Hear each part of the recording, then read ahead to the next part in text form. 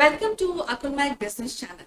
My name is Kanchan, and today in this episode, we are discussing a very thought-provoking subject with Mr. Sitesh Shrivastava, and the subject is Indian Constitution. And as you know, that Indian Constitution is quite unique in its spirits and content. To discuss more about this subject, let's meet Sitesh Shrivastava. I'll be meeting with you in a few minutes. Don't go anywhere.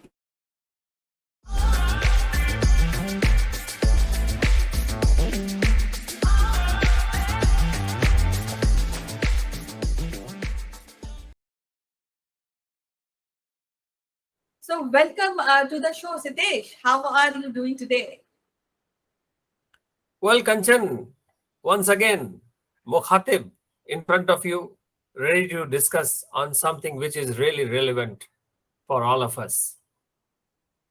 Yes, and as we were discussing yesterday evening, that Constitution of India, which is a kind of example to other countries who are following democracy, and you know that it was came into force on 26 January 1950, and it comprises of three parts, which is preamble and the laws and articles and amendments.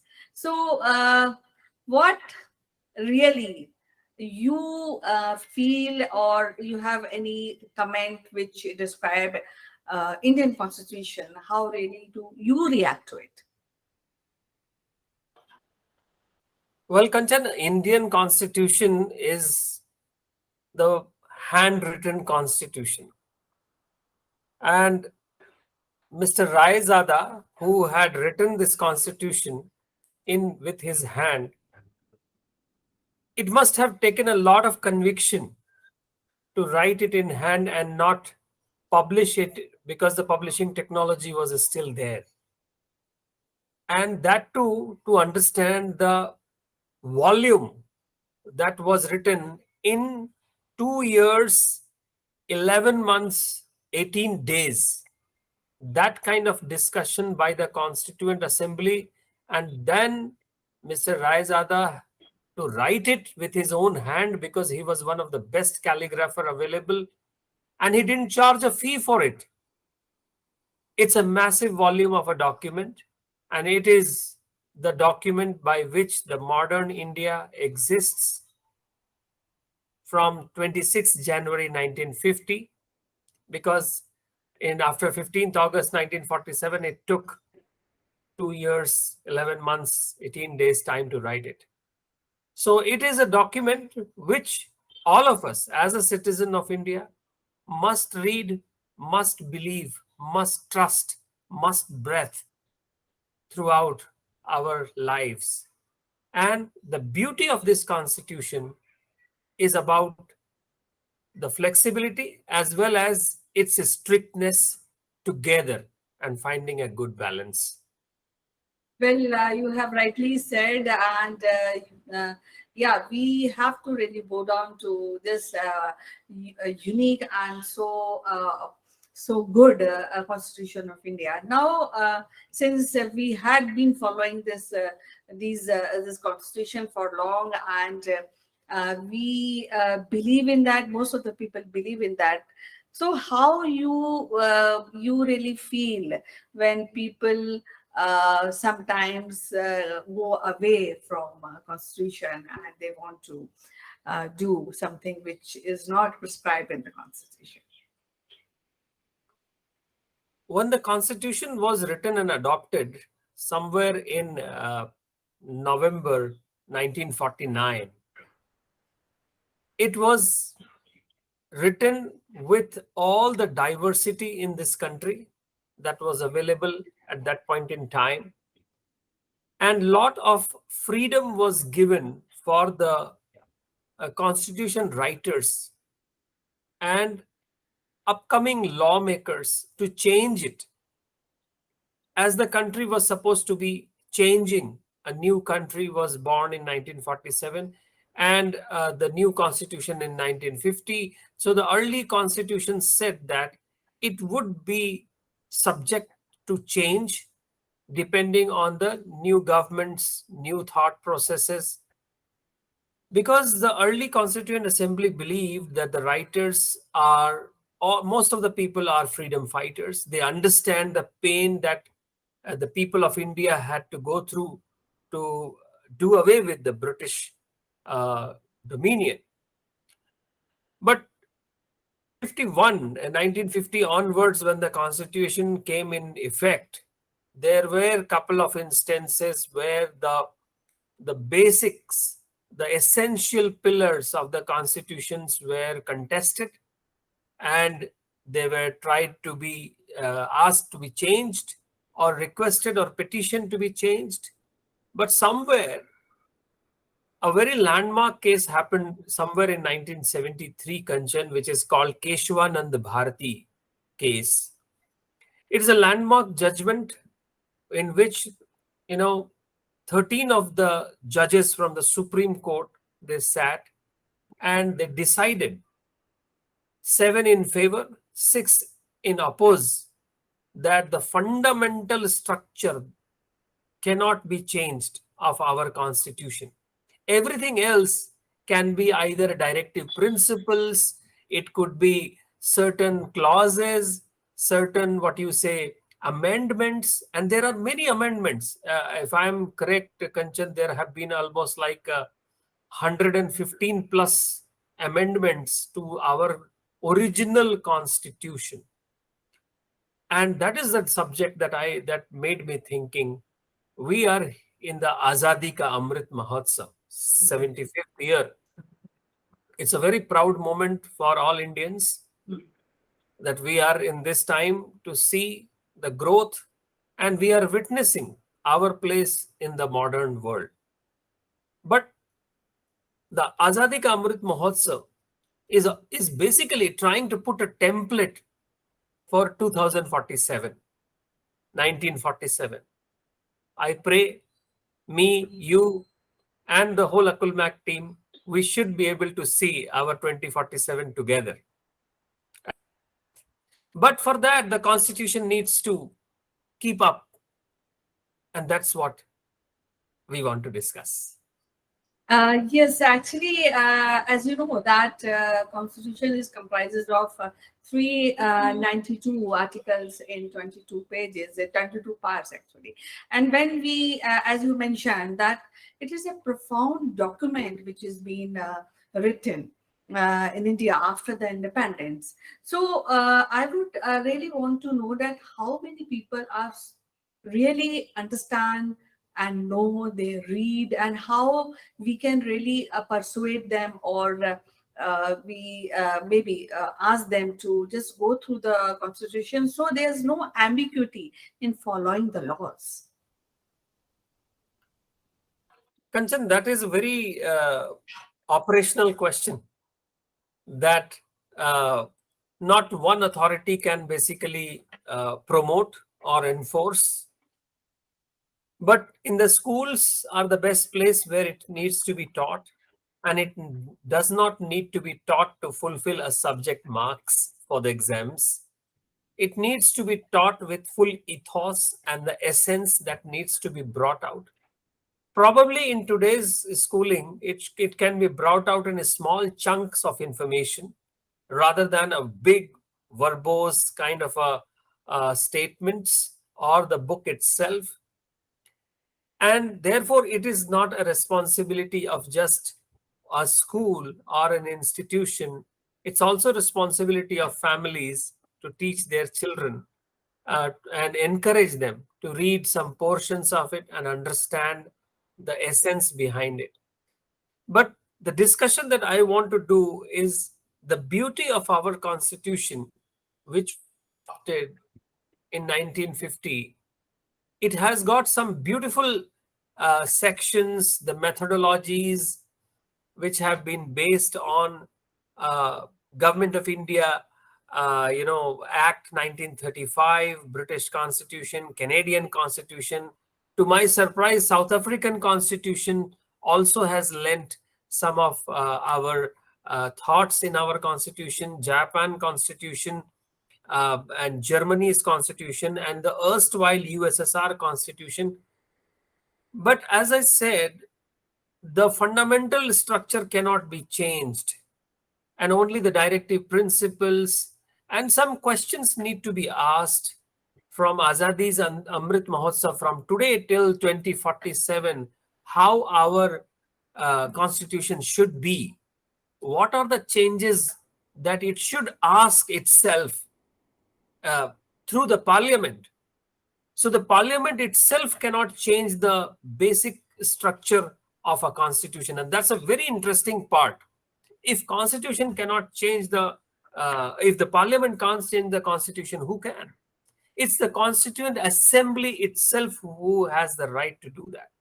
So there are certain questions like the seventh schedule, section 243, and whether in the coming 2047, do we need a Rajya Sabha at all? And there are several such questions that need to be asked. And in the changing scenario, changing lives, changing lifestyles, and the modern world. Since you know that whenever there are few things which are set up, they are either there's nothing we can say that yeah we cannot change this, and there are always an option to really move with the time and change few things. Though as you mentioned that the basic structure cannot be changed, but I would like to ask you what is that part of the constitution you appreciate? That is one, and what part you really want to change, which can bring more goodness to Indians and India as a nation. So, Kanchan, goodness of the constitution is something that we all have been studying in our academic lives. We have been hearing about the parliamentary debates. We read in the editorials of the newspapers, and some good journalism always insists on talking about goodness. I would like to focus on the changes. Somewhere the questions that need to be thought by the not just the legal fraternity, but also the parliament and the people of this country from now till 2047. There are some questions that need to be asked. The first of this question, Kanchan, is the seventh schedule, which talks about the optimal level of government for providing public goods. Now, if you see, this is basically directly inherited from the Government of India Act 1935. And that actually is about the providing of the public goods. And when we say public goods, then the moment we say public goods, there are reforms. And when we say reforms, then how come there is a situation where a right to property is no longer a fundamental right? And that was the situation in Kashmir, a right to property. So the constitution has to answer that. The next is what is the meaning of a socialism? It is not just that it is there about the preamble, the representation of people's act. Every political party in India must be socialist, whatever that expression should mean, Kanchan. The next is that, do we want the present definition of the Article 12, Article 39? Do we want the state to ensure that there is no increase in concentration of wealth and means of production? What is the role of directive principles of a state policy? And what are our views? Next is Rajya Sabha, as I said. Since the domicile requirement is gone, do we need a second chamber at all, Kanchan? Do we need those postings where we generally feel Rajya Sabha? What does it do? Right? And then going forward, some another question is that criminalization of politics. What is our productivity of the legislature? What are those sections which need a relook? For example, Article 324 to 329, and also the emergency provisions, which are 352 and 360. And another thing, Kanchan, is that if the governance is about delivering public goods optimally, how can one state, which can have a population of 200 million and another is of 600,000, how can one have a geographical area of 3,700 square kilometers and another can have 3,42,000 square kilometers? In other words, if I have to tell you, shouldn't we have in mind a second state reorganization commission and consider the distribution of legislative powers? And therefore, one state like Uttar Pradesh is such a big state, whereas we have a Kerala, we have a Telangana and Delhi. So, you cannot have a uniform, situations or laws around those. So, the constitution needs to think about those. And also, do we need to have a fresh definition of a citizenship? That is a very important question. What is last few years that we are seeing in CAA, NRC, and others like that? So there needs to be a fresh definition of a citizenship in the changing world. And also, what about the process for amending the constitution itself, which is Article 368? It is actually, when I talk to you, it sounds like a laundry list. But, I don't want our constitution to become vintage. I want it to be a living document. And I want the students of 2047 schools and colleges read our constitution as a fresh document, having the historical glimpses and flavors, but a constitution which caters to modern Indian subcontinent. Well, you have raised a quite thought-provoking points. This discussion is such a long discussion that we won't be able to really complete it in a limited time. And I think we have to really do a lot of introspection, and we have to go forward and maybe do a couple of series. But before I end this show, I would like to ask you only one question, and this is not a limited one because we will be discussing more about this. And as I told you, it's quite a thought-provoking topic. Now, when you say the new way of citizenship, and what kind of freshness and new parameters of citizenship you would like to really recommend and to people or people of India, and what you really think about it?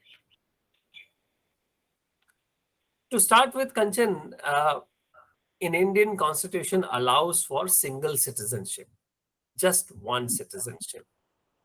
But we know that there are some countries where a dual citizenship is also allowed. Does that dilute the citizens' loyalty towards one country? That's a very debatable question. So there are countries where people can have, multiple citizenships. I'm sure two, I know there could be more as well that I don't know. But my thinking about a citizenship is to about today we talk about a modern world, which is kind of manipulated or controlled by technology. So we all take pride in saying that we are global citizens. So the definition of a global citizen should be incorporated into the country's citizenship as well. As much as we want our people to move around the country, we also want them to move out and in and out in the country, again, international regions. So the citizenship definition needs to have a broader outlook. And that's my submission. Well, with Sitesh, we have discussed quite thought-provoking idea about constitution and what we really look forward. So I'm leaving all of you with this idea and look forward for your comments and how you would like to react or comment on the subject of discussion. So we'll be meeting again and look forward for your comment once again. Take care. Bye.